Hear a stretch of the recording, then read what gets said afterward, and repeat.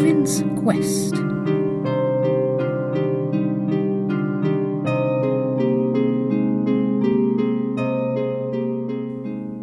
Imagine to yourself an old, rambling, red brick house with odd corners and gables here and there, all bound and clasped together with ivy, and you have Craymoor Grange.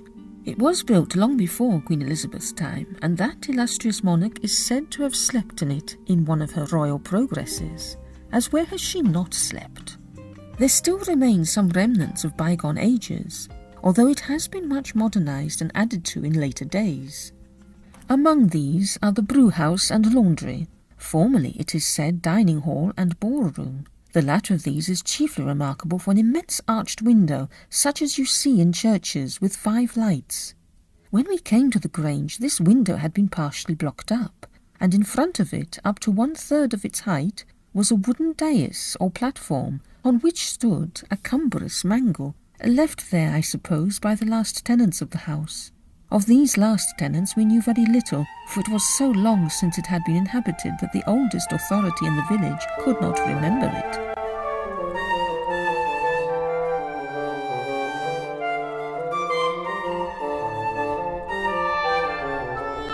There were, however, some half-defaced monuments in the village church of Craymoor, bearing the figures and escutcheons of knights and dames of the old family, as the villagers said. But the inscriptions were worn and almost illegible, and for some time we none of us took the pains to decipher them. We first came to Craymoor Grange in the summer of 1849, my husband having discovered the place in one of his rambles and taken a fancy to it. At first I certainly thought we could never make it our home, it was so dilapidated and tumble down. But by the time winter came on, we had had several repairs done and alterations made, and the rooms really became quite presentable. As our family was small, we confined ourselves chiefly to the newest part of the house, leaving the older rooms to the mice, dust and darkness. We made use of 2 of the old rooms, however, one as a servant's bedroom and the other as an extra spare chamber in case of many visitors. For myself, though I hope I am neither nervous nor superstitious, I confess that I would rather sleep in our wing, as we called the part of the house we inhabited, than in any of the old rooms.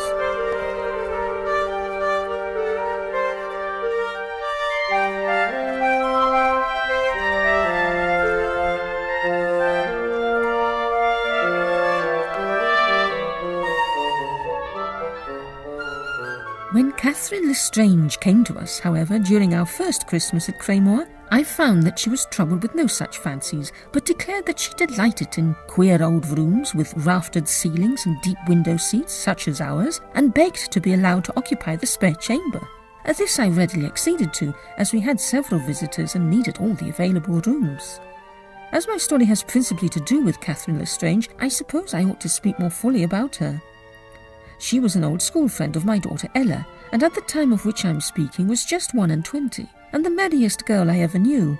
She had stayed with us once or twice before we came to the Grange, but we then knew no other particulars concerning her family than that her father had been an Indian officer, and that he and her mother had both died in India when she was about 6 years old, leaving her to the care of an aunt living in England. I now, after a long and I fear a tedious preamble, come to my story. On the eve of the new year of 1850, Catherine had a very bad sore throat and was obliged, though sorely against her inclinations, to stay in bed all day and forego our small evening gaiety. At about 6 p.m, Ella took her some tea and, fearing she would be dull, offered to stay with her during the evening. This, however, Catherine would not hear of. "You go and entertain your company," said she laughingly, "and leave me to my own devices. I feel very lazy, and I dare say I shall go to sleep." As she had not slept much on the preceding night, Ella thought it was the best thing she could do, so she went out by the door leading on to the corridor, first placing the night lamp on a table behind the door opening on to the laundry, so that it might not shine in her face. She did not again visit Catherine's room until reminded to do so by my son George, at about 10:30. She then rapped at the door, and receiving no answer, opened it softly and approached the bed. Catherine lay quite still, and Ella imagined her to be asleep. She therefore returned to the drawing-room without disturbing her. As it was New Year's Eve, we stayed up to see the old year out and the new year in, and at a few minutes to 12 we all gathered round the open window on the stairs to hear the chimes ring out from the village church. We were all listening breathlessly as the hall clock struck 12, when a piercing cry suddenly echoed through the house, causing us all to start in alarm. I knew that it could only proceed from Catherine's room, for the servants were all assembled at the window beneath us, listening like ourselves for the chimes. Thither, therefore, I flew, followed by Ella, and we found poor Catherine in a truly pitiable state. She was deadly pale, in an agony of terror, and the perspiration stood in large drops upon her forehead. It was some time before we could succeed at all in composing her, and her first words were to implore us to take her into another room. She was too weak to stand, so we wrapped her in blankets and carried her into Ella's bedroom. I noticed that as she was taken through the laundry, she shuddered and put her hands before her eyes. When she was laid on Ella's bed, she grew calmer and apologised for the trouble she had caused, saying that she had had a dreadful dream. With this explanation we were fain to be content, though I thought it hardly accounted for her excessive terror. I had observed, however, that any allusion to what had passed caused her to tremble and turn pale again, and I thought it best to refrain from exciting her further. When morning came, I found Catherine almost her usual self again, but I persuaded her to remain in bed until the evening, as her cold was not much better. Ella's curiosity to hear the dream, which had so much excited her friend, could now no longer be restrained. But whenever she asked to hear it, Catherine said, "Not now, another time perhaps, I may tell you." When she came down to dinner in the evening, we noticed that she was peculiarly silent, and we endeavoured to rally her into her usual spirits, but in vain. She tried to laugh and to appear merry, poor child, but there was evidently something on her mind. At last, as we all sat round the fire after dinner, she spoke. She addressed herself to my husband, but the tone of her voice caused us all to listen. "Mr. Fanshawe, I have something to ask of you," said she, and then paused. "Ask on," said Mr. Fanshawe. "I know that you will think the request I am going to make a peculiar one, but I have a particular reason for making it," continued she. "It is that you will have the wooden dais in front of the laundry window removed." Mr. Fanshawe certainly was taken aback, as were we all. When he had mastered his bewilderment and assured himself that he had heard aright, "It is indeed a strange request, my dear Catherine," said he. "What can be your reason for asking such a thing?" "If you will only have it done, and not question me, you will understand my reason," answered Catherine. Mr. Fanshawe demurred, however, thinking it some foolish whim, and at last Catherine said, "I must tell you why I wish it done, then. I am sure we shall discover something underneath." At this we all looked at one another in extreme bewilderment. "Discover something underneath? No doubt we should. Cobwebs, probably, and dust and spiders," answered Mr. Fanshawe, much amused. But Catherine was not to be laughed down. "Only do as I wish," said she beseechingly, "and you will see. If you find nothing underneath the dais but cobwebs and dust, then you may laugh at me as much as you like." And I saw that she was serious, for tears were actually gathering in her eyes. Of course we were all very anxious to know what Catherine expected to find, and how she came to suspect that there was anything to be found. But she would not say, and begged us all not to question her. And now George took upon himself to interfere. "Let us do as Catherine wishes, father," said he. "The dais spoils the laundry, and would be much better away." "Well, well," said Mr. Fanshawe, "do as you like, only I shall expect my share of the treasure that is found. And now," added he, "you must have a glass of wine to warm you, Catherine, for you look sadly pale, child." Here the conversation changed, though we often alluded to the subject again during the evening. The next morning, the first thing in all our thoughts was Catherine's singular request. I think Mr. Fanshawe had hoped she would have forgotten it, but such was not the case. On the contrary, she enlisted George's services the first thing after breakfast to carry out her design, and they left the room together, accompanied by Ella. It was a snowy morning, and Mr. Fanshawe was obliged to be away from home all day on business, so I was quite at a loss how to entertain my numerous guests successfully.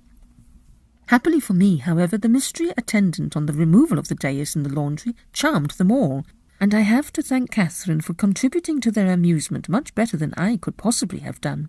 Not long after the disappearance of Catherine, Ella, and George, a message was sent to us in the drawing-room requesting our presence in the laundry. and on all flocking there with more or less eagerness, we found a fire burning on the old-fashioned hearth and chairs arranged round it.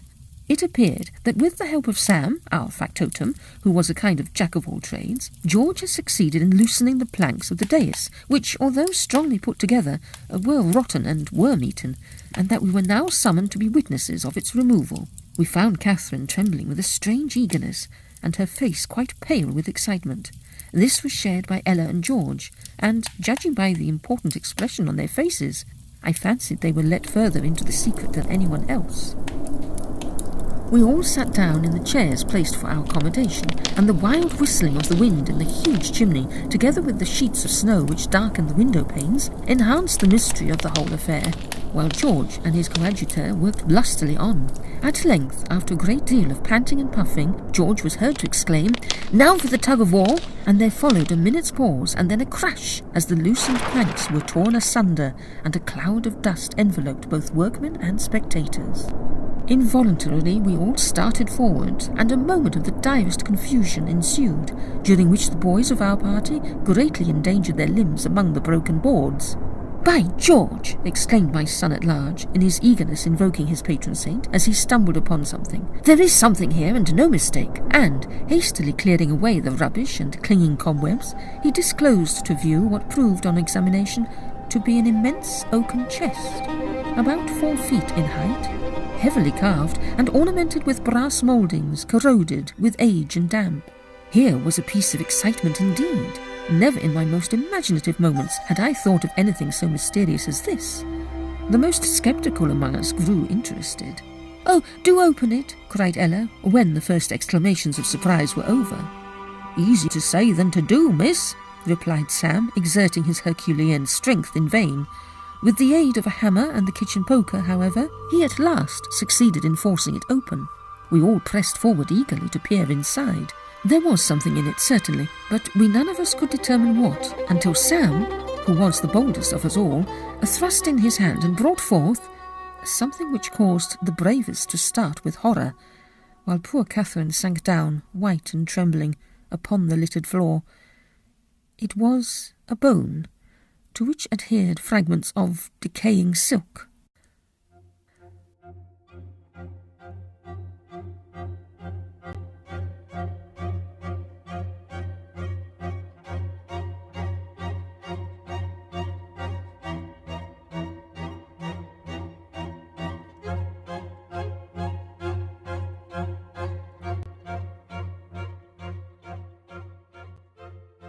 The consternation and conjectures which followed can be better imagined than described. Seeing the effects of the discovery upon Catherine, and indeed upon all, I bade Sam replace it in the chest, which George closed again, to be left until Mr. Fanshawe came home and could investigate the matter. The rest of the day I passed in attending to Catherine, who seemed much shocked and overcome by what she had seen, and in trying to divert my guest's thoughts from the subject, and dispel the gloom which had gathered over all.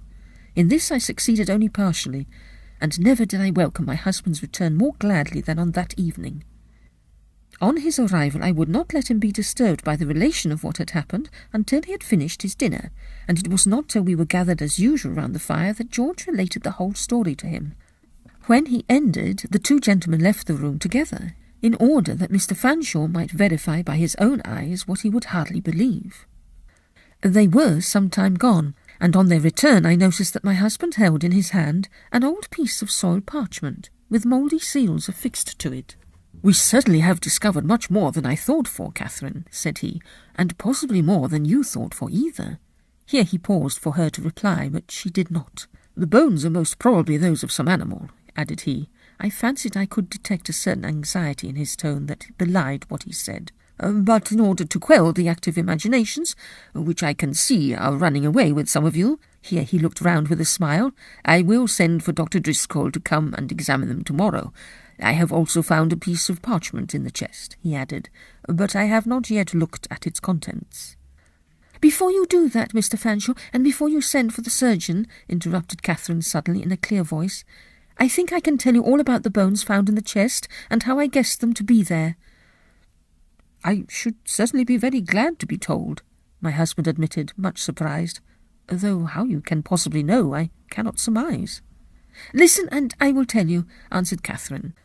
and feeling very glad that our curiosity was at last to be gratified, we all pricked up our ears, as George would say, to listen. I here transcribe Catherine's story word for word, as my son George subsequently wrote it down from her dictation.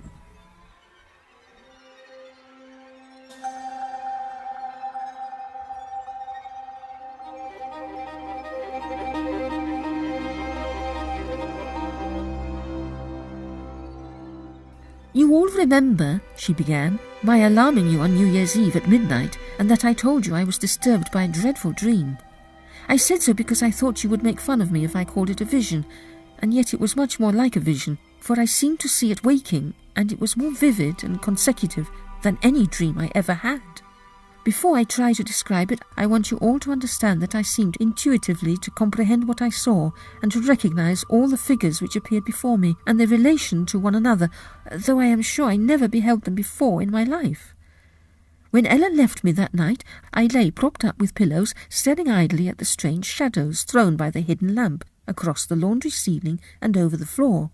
As I looked, it seemed to me that a change came over the room, a most unaccountable change. Instead of the blocked-up window, the rusty mangle, and the dais at the farther end, I saw the window clear and distinct from top to bottom, and in front of a deep window seat at its base stood an oaken chest, exactly corresponding to the one discovered this morning. The room seemed brilliantly lighted, and everything was clearly and distinctly visible, and not only was it changed, but also peopled. Many figures passed up and down. Brocaded silk swept the floor, and old-world forms of men in strange costumes bowed in courtly style to the dames by their side. Among all these figures I noticed only one couple particularly, and I knew them to be bride and bridegroom. The man was tall and broad, with dark hair and eyes, and a sensual and cruel face. He seemed, however, to be quite enslaved by the woman at his side, whom I hardly even now like to think of. There was something to me so repellent in her presence. She was tall and of middle age, and would have been handsome, were it not for a sinister expression in her dark, flashing eyes, which was enhanced by the black eyebrows which met over them. She reminded me irresistibly of the effigy on the stone monument in Craymoor Church, which Ella and I named the Wicked Woman. As I gazed on the strange scene before me, I presently became aware of 3 other figures, which I had not noticed before. They were standing in a small arched doorway in one corner of the room, where the servants' bedroom now is, furtively watching the gay company. One was a pale, careworn woman, apparently of about 35, still beautiful, though haggard and mournful-looking, with blue eyes and a fair complexion. Her hands rested on the shoulders of 2 children, one a boy and the other a girl, of about 10 and 11 years of age respectively. They much resembled their mother, and, like her, they were meanly dressed, though no poverty of attire could hide the nobility of their aspect. I noticed that the mother's eyes rested chiefly on the face of the tall, stately man before mentioned, who seemed unaware or careless of her presence, and instinctively I knew him to be the father of her children and the blighter of her life. As I looked and beheld all this, the lights vanished, the company disappeared, and the room became dark and deserted. No, not quite deserted, for I presently distinguished, seated on the window-seat by the old oaken chest, the fair woman and her children again. The moonlight now streamed through the window upon the woman's face, making it appear more ghastly and haggard than before. In her long, thin fingers she was holding up to the light a necklace of large pearls, curiously interwoven in a diamond pattern, and on this the children's eyes were fixed. She then hung it on the girl's fair neck, who hid it in her bosom. Both children then twined their arms round their mother and kissed her repeatedly, while her head sank lower and lower, and the paleness of death overspread her features. This scene faded away as the other had done, and I saw the fair woman no more. Then it seemed to me that many figures passed and repassed before the window. The wicked woman, as I shall call her to distinguish her, accompanied by a boy, the image of herself, whom I knew to be her son. He was apparently older than the fair-haired children, who also passed to and fro, attired as servants and generally employed in some menial work. At last the wicked woman's son, with haughty gestures, ordered the other boy to pick up something that lay on the ground, and when he refused, he raised his cane as though to strike him. Before he could do so, however, the boy flew at him, and they engaged in a fierce struggle. In the midst of this, the wicked woman, whom I had learned to dread, came forward and separated them, after which she pointed imperiously to the door and signed to the younger boy to go out.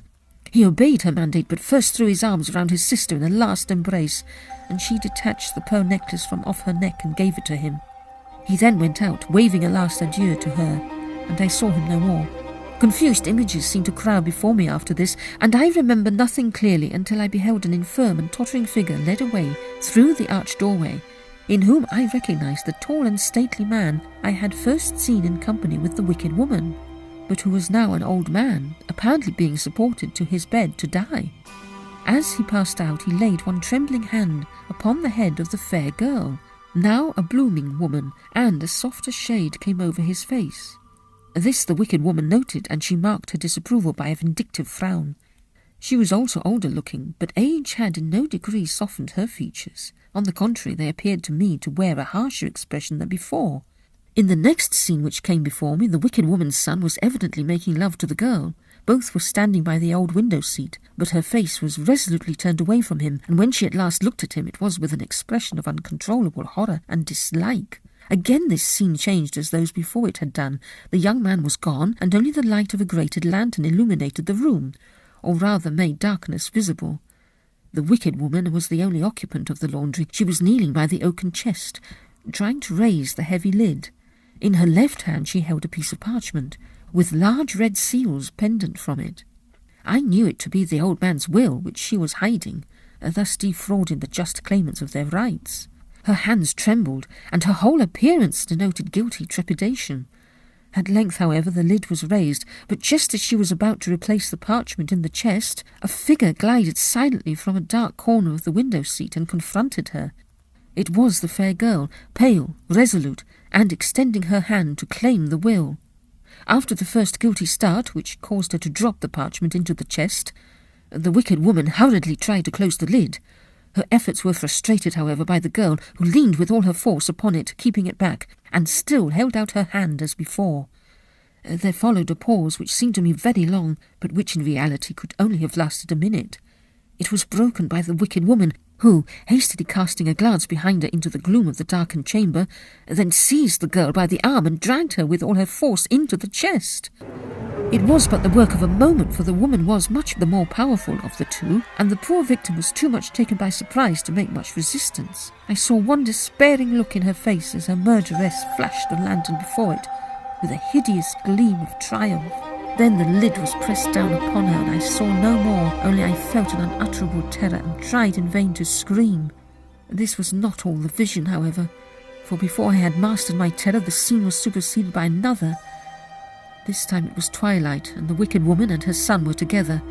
The son seemed to be talking eagerly and grew more and more excited, while the mother stood still and erect, with a malicious smile upon her lips. Presently she moved toward the chest with a foul purpose in her eyes, unlocked it with a key which hung from her girdle, raised the lid, and disclosed the contents.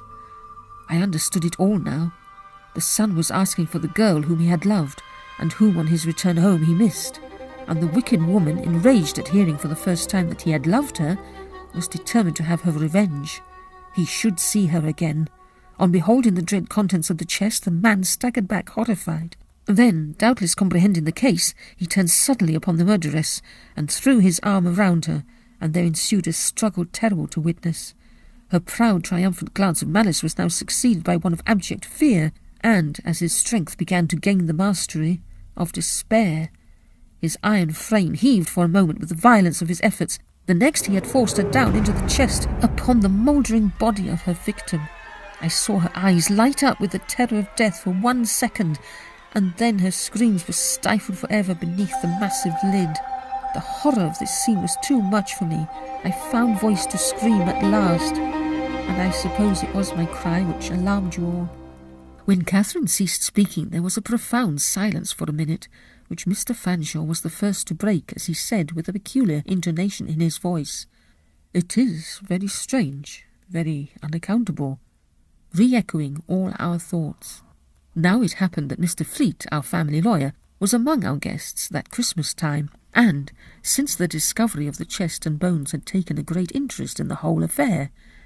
He now questioned and cross-questioned Catherine, and seemed quite satisfied with the result. This would have made a fine case, said he, if only it had been a question of the right of succession for any lawyer to make out. But unfortunately the events are too long past to have any bearing upon the present. There Mr. Fleet was wrong, though we none of us knew it at the time. We now all launched forth into conjectures and opinions, during which Catherine lay still and weary upon the sofa. I saw this, and thought it quite time to put an end to the day's adventures by suggesting a retirement for the night, and we were soon all dispersed to dream of the mysterious vision and discovery. I think we were none of us sorry when morning dawned without any further tragedy. By us, I mean the female part of the establishment. When I came down to breakfast, I found Mr. Fleet very active on the subject of the night before.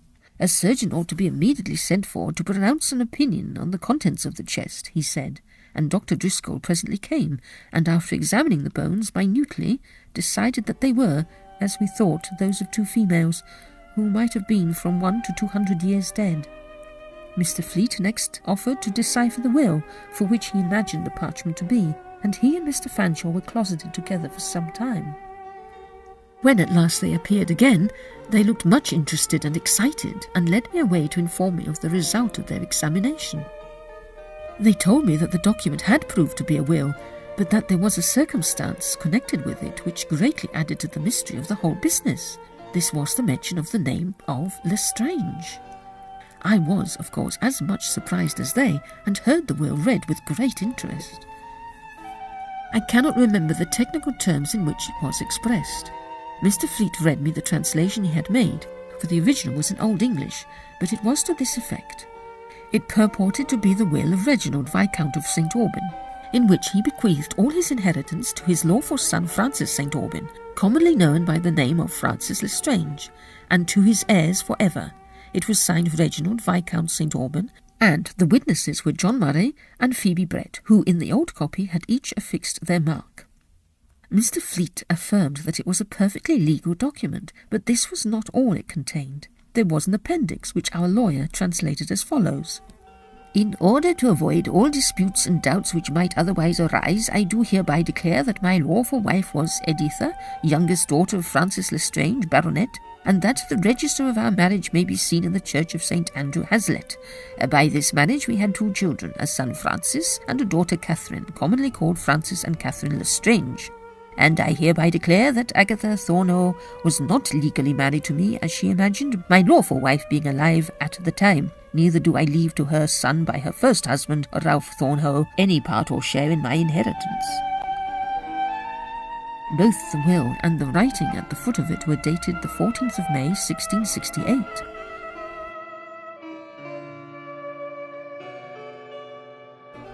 This accumulation of mysteries caused me for a time to feel quite bewildered and unable to think, but Mr. Fleet was in his element. Here is a case worth entering into, said he, and he further went on to state that he had no doubt that the Lestranges mentioned in the will were our Catherine's ancestors, the Christian names being similar, rendering it more than probable.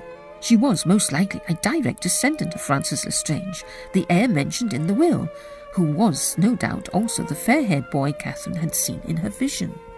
The bones were those of his sister, the murdered Catherine Lestrange, and of her murderess, Agatha Thornhill, herself immured by her own son. But the matter ought not to rest on mere surmise, and the first place to go to for corroborating evidence was Craymoor Church. The rapidity with which Mr. Fleet came to his conclusions increased my bewilderment, and I was at a loss to know what evidence he expected to gain from Craymoor Church. He reminded me, however, of Catherine's statement that the wicked woman of her vision resembled the effigy on the monument there. Thither then the lawyer repaired, accompanied by Mr. Fanshawe and George. It was thought best to keep the sequel of the story from Catherine and the others until it was explained more fully, as Mr. Fleet boldly affirmed it should be. I waited anxiously the result of their researches, and they exceeded, I think, even our good investigators' hopes. Not only had they deciphered the inscription round the old monument, but with leave from the clergyman and the assistance of the sexton, they had disinterred the coffin and found it to be filled with stones. I am aware that this was rather an illegal proceeding, but as Mr. Fleet was only acting en amateur and not professionally, he did not stick at trifles. The inscription was in Latin, and stated that the tomb was erected in memory of Agatha, wife of Reginald, Viscount St. Aubin, who was buried beneath, and who died on the 31st of December, 1649, exactly 200 years before the day on which Catherine had seen the vision. I could not help thinking it shocking that the villagers had for 2 centuries been worshipping in the presence of a perpetual lie, but Mr. Fleet thought only of the grand corroboration of his case. He applied to Mr. Fanshawe to take the next step, namely, to write to Catherine's aunt, and only living relative, to tell her the whole story, and beg her to assist in elucidating matters by giving all the information she could respecting the Lestrange family. This was done, and we anxiously awaited the answer. Meantime, all my guests were clamorous to hear the contents of the will, and I had to appease them as best I could by promising that they should know all soon. In a few days, old Miss Lestrange's answer came. She said her brother, father, and grandfather had all served in India, and that she believed her great-grandfather, who was of Francis Lestrange, to have passed most of his life abroad, there having been a cloud over his early youth. What this was, however, she could not say. She affirmed that the Lestranges had in old times resided in shire, and she further stated that her father's family had consisted of herself and her brother, whose only child Catherine was. This was certainly not much information, but it was enough for our purpose.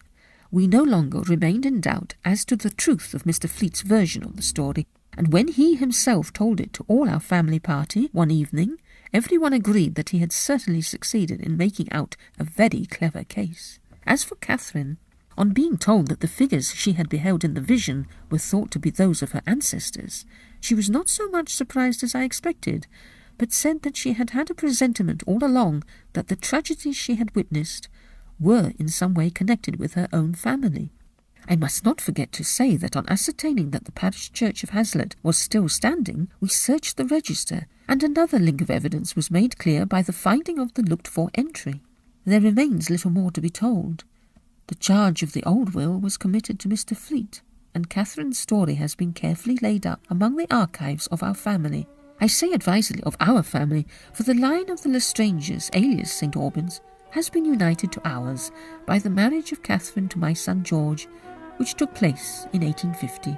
I who write this am an old woman now, but I still live with my son and daughter-in-law. George has bought Craymoor Grange, thus rendering justice after the lapse of 2 centuries, and restoring the inheritance of her fathers to the rightful owner. I have but one more incident to relate, and I have done. A short time ago, old Miss Lestrange died, bequeathing all her worldly possessions to Catherine. Among these were some old family relics. Catherine was looking over them as George unpacked them, and she presently came to a miniature of a young and beautiful girl with fair hair and blue eyes, and a wistful expression, and with it a necklace of pearls, strung in a diamond pattern. On seeing these, she became suddenly grave, and handing them to me, said, "They are the same, the young girl and the pearl necklace I told you of." No more was said at the time, for the children were present, and we had always avoided alluding to the horrible family tragedy before them. But if we had still retained any doubt about its truth, which we had not, this would have set it at rest. If you were to visit Craymoor Grange now, you would find no old laundry. The part of the house containing it has been pulled down, and children play and chickens peck it on the ground where it once stood. The oaken chest has also long since been destroyed.